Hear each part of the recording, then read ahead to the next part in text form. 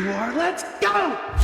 Welcome back to another thrilling episode of the most disturbing TikToks on the internet today. For context, don't believe everything you hear or see on this video. It is strictly for entertainment purposes only. With that being said, hit that like and subscribe button and join one of the best communities on YouTube. Hype your boy up if you can, and let's dive in. Megatron laughs and encourages guests to get it on at Universal Studios. Oh no.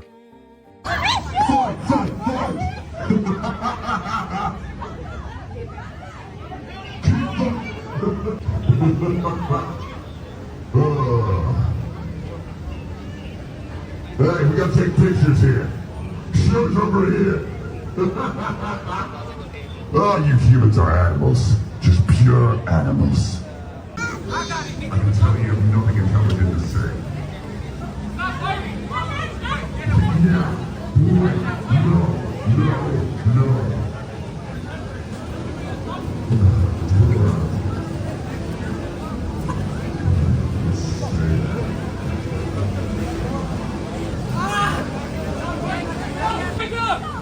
Come over here. Let's go. Think about how much fun this voice actor, I don't know if he's actually inside there or if he's watching with a microphone from far away, but you gotta admit, you know his job's a lot of fun. You get to be Megatron every day.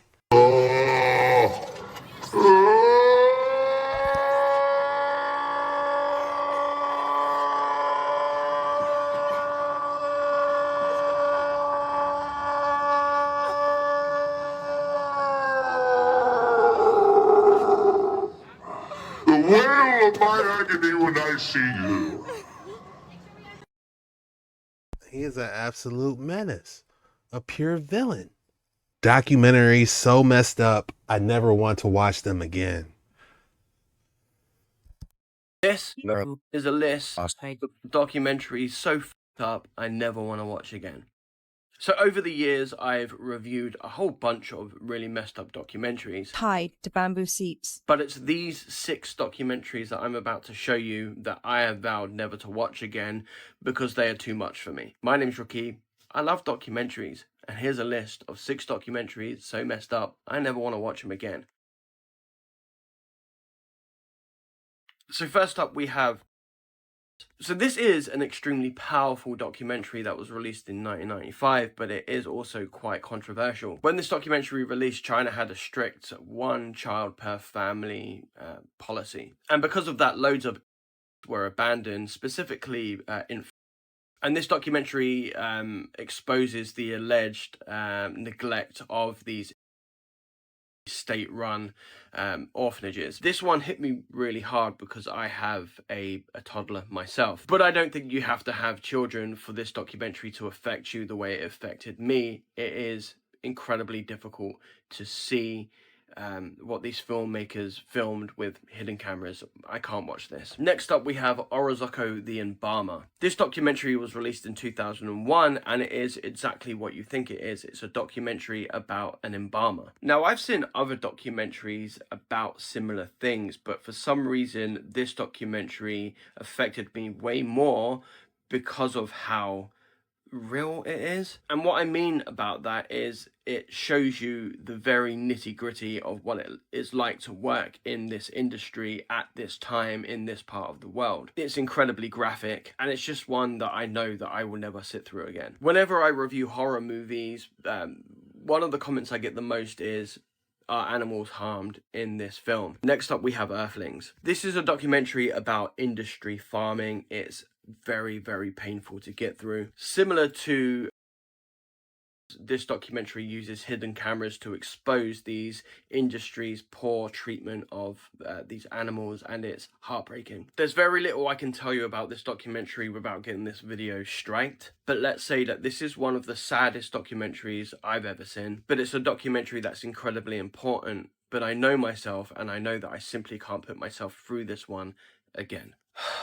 Next up we have Zoo. Zoo is a documentary that focuses on the real life case of a man who because he got his jollies from a horse. Now, I don't think that Zoo is a bad documentary. I think its approach to telling this story is done in a really quiet and subtle way. Unlike a lot of other true crime documentaries that sensationalize the story being told, Zoo doesn't do that. It's slow paced and it uses dreamlike cinematography, and with the use of voiceover interviews, this documentary does investigate this kind of underground subculture that revolves around this thing. I don't want to watch it again because it's about this thing. And finally, we have Mondo from 1962. So this is a documentary kind of formulated to mimic a movie being a documentary, if that makes sense. It was liked so much when it was released that it was actually nominated for a Palme d'Or at Cannes, which is insane to me. I know that 1962 was a completely different time to now, but even by standards back then, this must have been seen as extremely controversial because some of the stuff they show you in this is appalling. So yeah, there you go. There's a bunch of documentaries I never want to watch again. Are there documentaries out there that I haven't talked about that you think I won't be able to handle? Let me know in the comments. And if I haven't mentioned a documentary that you think is the most disturbing documentary of all time, let me know. But one documentary I kind of remember, I don't remember too much. I watched it when I was like a teenager. I think it was called like American History X or something, you know, where, yeah, that stuff's super disturbing.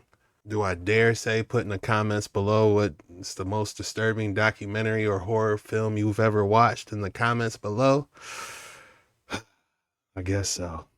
You're going to want to hear this. Don't you think it's odd that Alaska is part of the United States of America?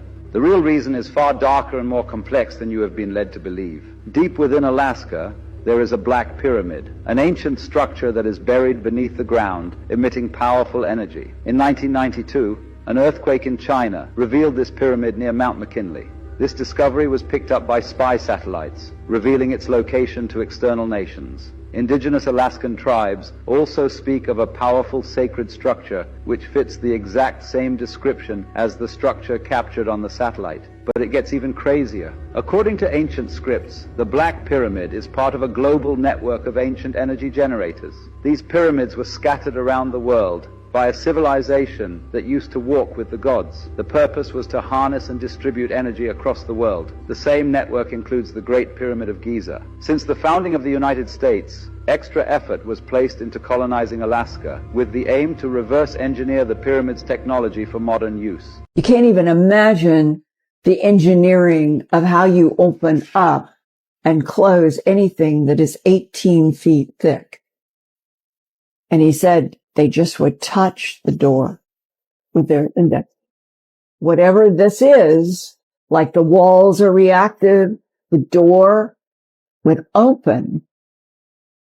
They would walk through, and he went through many of these doors. And he said, you turn around and you're staring at a perfect circle. Have you guys heard about the Black Pyramid in Alaska? This is the first time I'm hearing about it. You guys ever hear about the Lost Library of Nineveh? No, I have not. So Ashurbanipal was the last great king of the Neo-Assyrian Empire, ruling from Nineveh from 668 to 627 BC. And this dude obsessed with understanding everything. And so he founded this library in Nineveh, which wasn't discovered until the mid-19th century by a British archaeologist, Austin Henry Layard. And he found over 30,000 tablets. Jeez. And that's where we found the Epic of Gilgamesh. Oh my gosh, wow. But what's fascinating is that the stuff that they did find rewrote a lot of Middle Eastern history, because they talked about old war campaigns, kings that no one has ever heard of. Wow. But then there are thousands of these tablets talking about advanced astrology that in today's standards is still very advanced. That's amazing. And what's creepy, Ashurbanipal, he said that he claimed to possess access to knowledge from before the flood, suggesting he may have been aware of ancient, perhaps lost or suppressed knowledge. The Watchers? I mean, golly, dude. You guys ever hear about the Lost Library of Nineveh? Some people say that Gilgamesh was Nimrod. Drop your thoughts in the comments below. Egypt and Sumeria got invaded 5,500 years ago, and humanity's DNA was hijacked. Back then, powerful negative alien factions didn't invade with swords or armies. They came in through energy grids. DNA and consciousness manipulation was all around. They started scrambling human DNA. They blocked telepathy, and then they started tampering with your glands, like your pineal. Then they broke up the unified language of humanity. This is when y'all start talking about the fall of the Tower of Babel, making it impossible for tribes to communicate about their true history. So this changed the course of humanity forever. So how did they keep humanity under control? It wasn't through fear. It was deeper than that. They started installing false gods like Enki and Lil and Anu, controlling belief systems and making humans worship instead of awaken. Then they hijacked the planetary grids and stargates to siphon energy from the population. Hybrid bloodlines were seeded into priesthoods and ruling classes. This ensured that the control stayed in certain families. This wasn't myth. It was real cosmic invasion with long-term effects on consciousness and spiritual evolution. Why should you care about an invasion 5,500 years ago? Because the Sumerian and Egypt invasion blocked humanity from its higher consciousness. It created fear, division, and cycles of control that persist today. Your spiritual awakening, psychic abilities, and even your understanding of true history are all influenced by this event.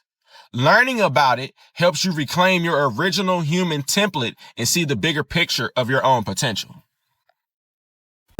Interesting. I do believe that there is some type of ancient war that books really don't talk about, but I do believe everything word for word in the good book. When are y'all gonna realize that all your professional athletes, your elites, your Hollywood actors, your rappers, your musicians, your singers, your presidents, all of them worship Baal? You have football, baseball, basketball. Are you picking up what I'm putting down? Because I'm putting some shit down right now.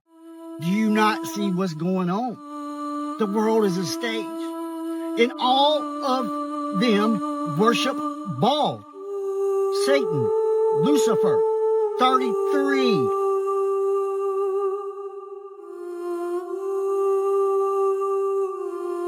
They all worship Satan. You think that means I love you? Do it right in front of our faces and y'all don't even see it. Y'all need to wake up and see what's going on. The world is a stage. And the world is not run by girls like Beyonce says. The world is run by Baal, the devil, Lucifer. It's a big club and you're not in it. They all worship Satan. Not only that, but some people say that they actually spray Baal. Baal trails up in the air. Hey, that's what some people say, for entertainment purposes only. You thought I didn't have another excellent specimen for you today? Think again. You see it. Oh man, I already know what I'm gonna name this one. But let's take a moment to just enjoy this specimen. Octahedrals busting all through it, of course. Stunning piece. I wish I knew what the name of this mineral was, but you got to see the square looking clusters all through it. You know, this is an easy name for me.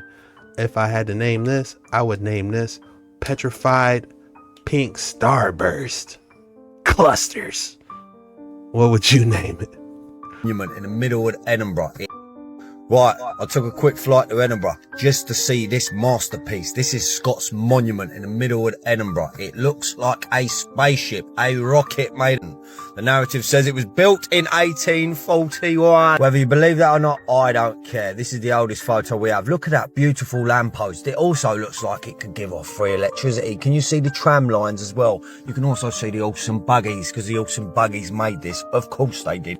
There we have the dragons, because they love dragons, but dragons didn't exist, right? Dinosaurs did. Sorry, I mean dino frauds, but look at this. Pure antiquity, precision, geometry, mathematics, but everyone was illiterate, right? Amazon Chisel, pay him a bag of coal and he threw out the best masterpiece in Edinburgh, right? It does look pretty weathered though, doesn't it? So you tell me the outcome. Do you think this was built in 1841 or was it built around 700 years ago when our civilization started? The Army Confederation. Right, I took a quick flight to Edinburgh. Shout out to all my people in Scotland. I know I got a couple people that watch me from Scotland. Yeah, I would probably visit this every month and just look at it. You know how people look at art? I would just look at it and just try to soak it in and be like, man, what is this? What is it for? Who built it? So many questions, man. You mother. I'm just trying to help you. I'm sorry, but I don't need your help. Yes, you do, mother. You do need my help, sir. Can't you see that, you son of a? Would you please just let me check out my groceries? You, I'm trying to help you, mother. Wow, this is... You gotta ask Jesus Christ. I don't have to do anything. We're all sinners. Okay. He's not gonna force you to do it. You're sinning right now. No, I'm not, mother. You accuser. Get the out of here, you accuser. You mother accuser. Get the out of here. Ready, mother. No, she did not bring Jesus into this, and she in full demon mode. Oh my goodness. That reminds me of the girl in the last video we watched that turned demon, doesn't it? Y'all tell me what's going on. I got this. This is tough. America is a scam. Since I bought this apartment here in Da Nang, Vietnam, my friends back in America keep asking me the same question. Why would I leave my $900,000 dream home in Miami to live in a $92,000 apartment in Da Nang, Vietnam? I achieved what most people would consider the American dream. I came from the bottom and made it all the way to the top, only to realize that it was all a complete scam. I started to realize that every house you buy, you just locked yourself into another 30 years in the rat race. Then every year they raise the taxes and insurance like crazy. And then when you get paid, they take the taxes out of your paycheck. Then you go to the store to buy some food. You got to pay taxes again. And say you want to invest it in the stock market and make some money. You pull it out, you get taxed again. Same if you flip a house. Then you want to drive your car. Then on your car every year you got to renew the tags. And you got to pay the toll fees on the road. And then even after you pay off your house, you're going to be paying an insane amount of property taxes. You're going to be paying a high insurance premium. And then if something happens like the hurricane that happened in Naples and your house gets destroyed, the insurance companies are just going to bail out of town anyway, and you're never going to see any of that money. You're just in an endless loop of taxation for the rest of your life. So I came to visit Vietnam and fell in love with this country. The quality of life, the people, the food, the amount of things I do and the fun I have in 1 week here is like 6 months back home. It's just an amazing way to live here. So when I bought this apartment in Vietnam, I paid it off up front. So I don't have any bills for the next 100 years. I actually feel free for the first time in my life. I had that house sitting there with nobody living in it for the last 3 years while I've been going back and forth to Vietnam. I finally decided to rent it out and make the move permanently. And the people that I worked with here getting this apartment designed, the different contractors I used to get all the custom furniture made, to design the bathrooms, remodel the kitchen, and build an island, to the real estate agent who walked me through the whole process step by step, where we had a safe and smooth transaction. Everything was more professional and on point than any renovation that I've ever done. And I've done a lot of them. My house back in Miami, the contractors were almost 4 months late on delivering the final product. Here in Vietnam, they gave me a calendar showing me everything that was going to be getting done on every day of the week. and they finished 3 weeks earlier than the scheduled delivery date. So these are just a few small little reasons why I left and chose Da Nang, Vietnam. There's so many more. Guys, I'm not gonna lie. This is intriguing. He said I don't have to pay any bills for the next 100 years. But look at how beautiful this is, you know? Like, I don't know too much about Vietnam, but this looks like it's almost AI generated. Do they really have these giant statues in the back? Let me scroll down a little bit so you can see it's like he's on some type of, I don't know what you would call this. He said he visited Vietnam and he said, you know what? I'm not going back. Drop your thoughts in the comments below. How do you feel about that? Alright, I've always wondered why people spend over $12,000 on a first class. $12,000 for a flight? You got to be kidding me. Flight. So I decided to try it myself. Now this is Emirates' newest first class on their A380. As soon as I sat down, I was offered a welcome drink and a tote bag. And you know what I'm gonna do with that tote bag later? There was a button next to me that said press, so I pressed it and then some waters just popped out. That was kind of cool. Emirates said that this seat is anti-gravity and it's inspired by the Mercedes S-Class. I don't know what any of those words mean because it's out of my tax bracket, but what I do know is that there's a snack basket and that's inspired by my stomach. Well, I thought I heard the flight attendant ask if I want to go on a coffee date. It turns out she was asking if I want a coffee and some dates. Oh, I got given a hot towel and I just used it to wipe the poverty off my hands and just sip my coffee in silence, bro. It's quite cool that you can store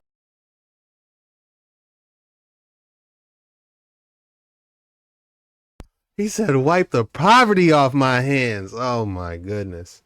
your hand luggage in front of you and access it anytime. And for me, the seatbelt was gold, which might be coming back with me. And then they brought me some olives and crisps in case I wanted more snacks, I guess. I got told there's unlimited caviar service if I want it. Have I even had limited caviar, let alone unlimited? I've never even seen the things that were being put in front of me right now. I just kept nodding and smiling like I've been here before. But this was easily over $200 worth of caviar. I just slapped some on this digestive biscuit they handed me and threw some other stuff on there, and I enjoyed it. But why don't we just let the fish eggs grow into real fish and then we season it and fry it? Once I finished, I walked to the back of the plane like I was Rosa Parks because I heard there's something there. You're telling me every time I'm in economy, there's an entire bar above my head? What do you mean they're quenching their thirst with glasses of Moet? And I sat down on this sofa and a lot of people just randomly joined me and we just had some good conversations. I did prefer the cabin crew in business class though, because they seemed a bit more relaxed and playful. First class staff were great but very professional. One of the flight attendants gave me a picture of the back of her foot, so if anyone wants to buy it, let me know. Alright, I walked past the entire business class to go back to my seat and not a single person was conducting any business. They were all just snoozing. But when I got back, I got asked if I wanted to use the shower. A shower? But anyway, I'll come back to that. I got handed a menu that had the most comprehensive selection of items I've seen on a flight. And it featured like 50 different wines and champagnes, bro. I didn't even know grapes could become that many things. But I don't drink, so my fascination ended there. My first mistake was eating at the airport lounge because I wasn't that hungry. And the craziest part is they had a movie snack section. You could order like popcorn and lobster and stuff. But I ordered some sort of lobster something that you eat with some sort of biscuit. I don't know, that was cool, I guess. And then I washed it down with some cucumber and mint juice. And then I got some shrimp cocktail. Came with some burger buns, I think. I don't know, you can see I clearly don't belong here. But then my super large sausage fingers accidentally knocked it over. I think at this point the flight attendant knew I've never been here before, but she was nice enough to clean it up and then replace it with a new one. I just closed the privacy door so I could figure out how to eat this concoction. And once I finished, I slid the table back into its place and I said, yo, where's this shower they were talking about? Emirates claim these are the world's first moisturizing pajamas. Bro, what? Now, I know I didn't study nanotechnology, but I don't know if that's possible. I will definitely say that these slippers were the most comfortable slippers. And then I went to the bathroom and yo, for a plane, this is actually a really big bathroom. And there was a tray with some amenities and toiletries laid out. And then I took a shower just to say, yeah, I've showered on a plane. I then slapped on these magical moisturizing pajamas that they claim. It's insane that the floor in the bathroom is heated. After my shower, I got back That shower's bigger than my bathroom shower. to my seat. And then they also brought a selection of chocolates. All right, let's calm down. I'm used to getting asked chicken or beef, but this time they woke me up and said, sir, here's your steak. She poured some sauce on top of it. I slapped my headphones on, I closed the door and I just went to war. Those that don't know, downstairs is economy and premium economy, and then upstairs is business class and a few first class seats. By the time I went downstairs and came up, my bed was already made. So I took one of the wickedest naps I've ever had. When I woke up and opened my windows, I saw one of the most beautiful sunrises I've ever seen. You also get given a Bulgari amenity bag that has like a full-size perfume and some other amenity products. Some Byredo products as well. Yeah, when the flight was landing, I just slapped that all in my tote bag, gang. Yeah, that's coming home with me. So this is the price from New York to Dubai. And then here's the price from Dubai to London. So yeah, let me know if you think this is worth it or what you'd rather spend the money on. That is diabolical. Gee, I don't know. A down payment on a house? it's the crazy part about this, besides the price, is imagine if they had airships. You know, I feel like everybody would be living like this for cheaper, especially with the technology we have now. If they had airships, you know how spacious and big those things were. It might take a little bit longer to get to your destination, but hey, if you living like this, you know, it's just a thought. You know, drop your thoughts in the comments below. What would you rather spend the $24,000 on, you know, besides flying here, or is it worth it to you? That's all we got for today's video. If you made it this far, the code word is travel. Go ahead and drop travel in the comments below. When you do that, that lets me know you're a real one. You made it all the way through the video and you really rock with your boy. And I just want to say thank you for your guys' support from the bottom of my heart. And I love you guys. Thank you. I'm going live tonight, guys, so be sure to head over to Jet Ski Chuck. I'm gonna go live. I'm gonna be interacting with you guys. We're gonna be reacting to some disturbing TikToks together. You know, you guys know how we get down on those lives. They're always a lot of fun. I'm gonna try to do it around 8 p.m. 10 p.m. Eastern. I'm on time today, so yeah, around 8 p.m. 10 p.m. Eastern. I plan on going live over on Jet Ski Chuck. It's gonna be a lot of fun. You don't want to miss out on all the action. This was a fun one, man. I like this one a lot, man. Dude, and what was he from? Vietnam? That was interesting. But hey, this was the most disturbing videos on the internet today. See you later.